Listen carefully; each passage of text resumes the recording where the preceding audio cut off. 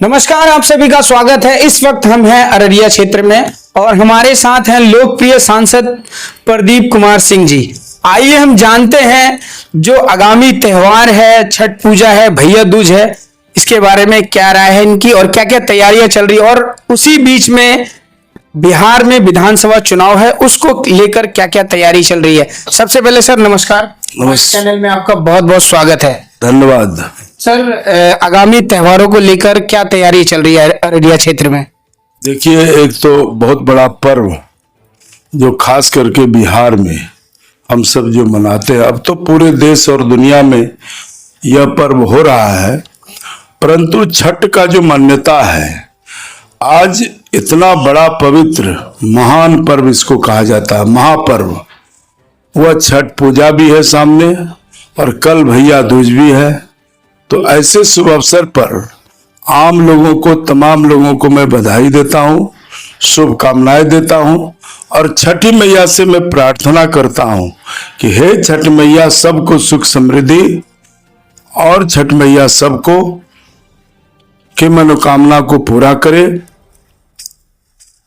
उसके बाद 11 तारीख को हम लोगों का वोटिंग है। मुझे लगता है कि इस बार बिहार में फिर से एक बार एनडीए की सरकार बनेगी, क्योंकि डबल इंजन की सरकार है। नीतीश कुमार जी और प्रधानमंत्री हमारे आदरणीय नरेंद्र मोदी जी दोनों मिलकर जो विकास का काम किया है, उसका परिणाम बहुत ही सुखद और बढ़िया आएगा। और मुझे लगता है कि ऐतिहासिक रिजल्ट जो 2010 में हुआ था, वह परिणाम इस बार आने वाला है। सर, पूर्णिया एयरपोर्ट का शिलान्यास हुआ है, बहुत बड़ा सौगात मिला है, जिससे अररिया वासियों को भी फायदा होगा और जो पूर्णिया के लोग हैं उन्हें ही फायदा होगा। तो इससे सर, इसे चुनाव में कैसे देखा जाए सर? देखिए, तो ऐतिहासिक काम हुआ है। पूर्णिया में एयरपोर्ट तो चला ही, कई ट्रेनों का सौगात दिया है। विकास का गाथा, विकास की कहानियां आदरणीय नरेंद्र मोदी जी लिख दिया है। पूर्णिया में हवाई जहाज चलने से इस इलाके का विकास का रास्ता खुल गया। मैं मानता हूं कि आने वाला दिन में यहाँ उद्योगपति आएंगे और उद्योग धंधा लगेगा, क्योंकि कोई भी उद्योगपति आपके यहाँ तभी आएगा जब उसको कनेक्टिविटी मिलेगा, और कनेक्टिविटी में 4 लाइन 6 लाइन हवाई मार्ग। तो मेरा मानना है कि आने वाला दिन में निश्चित रूप से संपूर्ण इलाका का अब सर्वांगीण विकास होगा, विकसित बिहार बनेगा। अब जंगल राज की जरूरत नहीं है। गांव में बिजली चली गई, अब किरासन तेल भी नहीं मिलता है, इसलिए अब जो है जनता समझ चुकी है। अब मुझे लगता है कि ऐतिहासिक मतों से हम सब जीतेंगे। एक तरफ विकास हो रहा है और सबका विकास हो रहा है। आज जो गरीबों के लिए प्रधानमंत्री जी और नरेंद्र मोदी जी और हमारे जो मुख्यमंत्री जी जो काम किया है, वह आम जन तक सरकार का लाभ पहुंच रहा है। सर, वंदे भारत ट्रेन का भी मतलब शिलान्यास किया गया है, मतलब चालू कर दिया गया है और जोगमनी से उसका जो है, मतलब पहले पूर्णिया से था, उसके बाद जोगमनी से किया गया। सर, उससे क्या बेनिफिट मिलेगा? अरे बेनिफिट नहीं मिलेगा। वंदे भारत ट्रेन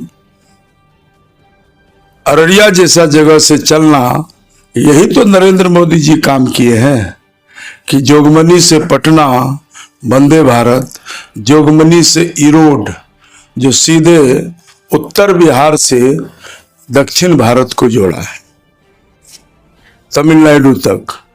उसके बाद एक नई rail line Araria to Galgalia, जो हमने कहा था कि विधानसभा से पहले इसको मैं चालू करूंगा, आज ट्रेन चल रही है।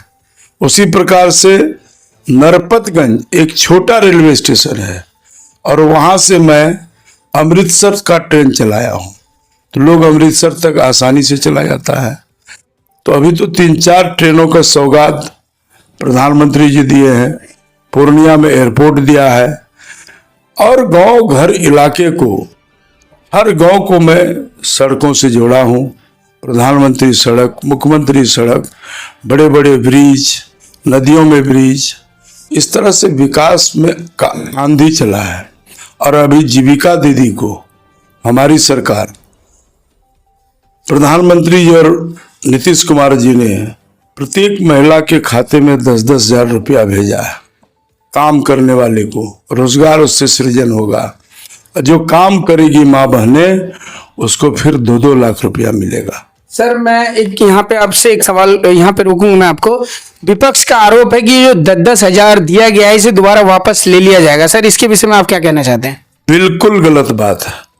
विपक्ष भ्रम फैलाता है, गुमराह करता है। कोई नहीं लिया जाएगा, ऐसा कुछ नहीं है। ये 10,000 रुपया दिया है उनको काम करने के लिए।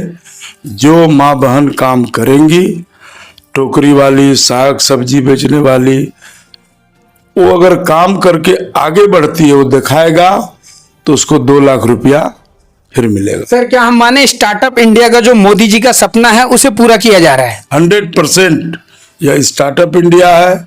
लोगों को एक तरफ रोजगार मिल रहा है, विकास का आंधी चल रहा है और हर क्षेत्र में विकास हो रहा है। यहाँ पे सारा व्यवस्था हुआ। आप देखे होंगे पॉलिटेक्निक, इंजीनियरिंग कॉलेज, रानीगंज में भी एक ITI का कॉलेज खुला है। उसी प्रकार से यहाँ मेडिकल कॉलेज का भी स्वीकृति मिल गई है, टेंडर का प्रक्रिया में है। तो एक विकसित बिहार और विकसित अररिया बन रहा है। और विकसित भारत प्रधानमंत्री जी का सपना है। और दिल खोल करके बिहार में प्रधानमंत्री जी पैसा दे रहे हैं, क्योंकि डबल इंजन की सरकार है, इस नाते यहाँ काम हो रहा है। इसलिए मुझे आशा ही नहीं, पूर्ण विश्वास है कि आने वाला दिन में एक विकसित बिहार बनेगा और सर्वांगीण विकास हो। सर एनडीए ने दोबारा से शाहगुप्ता अजीम जी को मौका दिया है, क्या वो अपने उस पे खड़ी उतरेंगी? सर 100% हमारे जिला में 6 का 6 सीट हम लोग निकालेंगे और पूरे बिहार में 225 पार होगा। हम लोगों का लक्ष्य है अब की बार 225 पार। इसलिए आप देखिए 14 तारीख को रिजल्ट होगा, अगले महीना में 11 तारीख को वोटिंग है। आप देख लीजिएगा, अप्रत्याशित रिजल्ट आने वाला है। सर आगामी त्यौहार है छठ पूजा, क्या संदेश देना चाहते हैं छठ व्रतियों को, माता बहनों को, आप हमारे चैनल के माध्यम से? देखिए, छठ महापर्व है और आस्था का बहुत बड़ा लोक आस्था का पर्व है। आज जिस तरह से छठ पूजा के प्रति लोगों में जो आस्था है, दिनों दिन हर साल लोगों का देखते हैं कि छठ के प्रति जो श्रद्धा है वो अटूट है और ये बढ़ता जा रहा है। बड़ा ही पवित्र मन से, भाव से लोग छठ व्रती, खास करके हमारी माताएं बहनें करती है। और यह एक बड़ा पर्व के रूप में आज मैं कह सकता हूं कि बिहार में खास करके यह एक साल का सबसे बड़ा पर्व यह छठ आज देखा गया है। और अब तो अमेरिका, इंग्लैंड, पूरे देश में हो रहा है, साउथ में हो रहा है। तो छठ पूजा पवित्र पूजा होती है। भगवान और छठ मैया से प्रार्थना है कि छठ मैया सबका मनोकामना को पूरी करेगी। यही मेरा ईश्वर से प्रार्थना है। और निश्चित रूप से छठ के बाद सभी लोग छठ मनावें और बिहार में फिर से एक बार सरकार बने। इसके लिए छठ के बाद ही इलेक्शन है, फिर मतदान करें और फिर से एक बार एनडीए की सरकार बिहार में बनाना है। बहुत बहुत धन्यवाद। हमारे बीच थे लोकप्रिय सांसद प्रदीप कुमार सिंह जी और इन्होंने बहुत अच्छी बात कही कि मोदी जी का जो स्टार्टअप इंडिया का सपना है वो सपना कहीं ना कहीं पूरा हो रहा है। जो जीविका दीदी, जो महिलाओं को जो 10-10 हजार रुपए दिया गया है, जो विपक्ष बार बार आरोप लगा रहा है कि वो पैसे वापस ले लिए जाएंगे, तो इन्होंने उस विपक्ष के आरोप को खंडन किया है।